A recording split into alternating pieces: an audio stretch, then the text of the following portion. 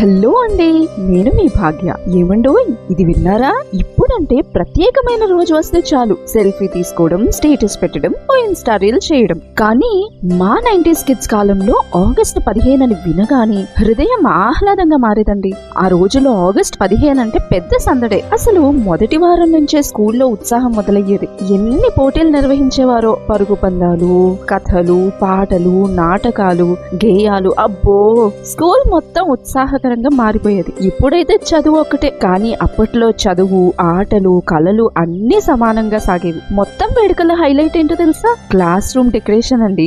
ఎవరి class best గా కనిపించాలో పోటీలు. ఒక వారం ముందు నుండి డబ్బులు కలెక్ట్ చేసి రిబ్బన్లు, బెలూన్లు తెచ్చి డెకరేట్ చేసేవారు.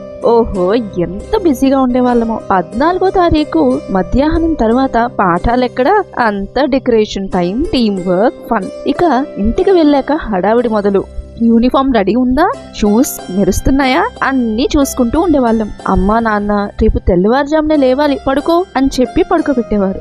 ఎప్పుడూ త్వరగా లేవని మేము ఆగస్టు 15 మాత్రం ఉదయాన్నే లేచి తలస్నానం చేసి నీట్ గా రెడీ అయ్యి ఫ్లాగ్ గార్డ్ యూనిఫామ్ కి పెట్టుకుని ఇంకొన్ని ఫ్లాగ్ గార్డ్స్ జేబులో పెట్టుకుని స్కూల్ కి బయలుదేరే వాళ్ళం. ఇది ఒక ఫెస్టివల్ ఫీల్ అండి. ఇకపోతే గ్రౌండ్ లో ఏర్పాట్లు కన్నుల పండుగగా ఉండేది. స్పీచ్లు, పాటలు, స్కిట్లు, ఎండ అని కూడా తెలిసేది కాదు. మరి మిక్చర్ ప్యాకెట్లు, చాక్లెట్లు అయితే హైలైట్ కదా మాకు. పక్కన ఫ్రెండ్ తో ఆ రోజు ముచ్చట్లు చెప్పుకుంటూ తింటూ వెళ్లే వాళ్ళం.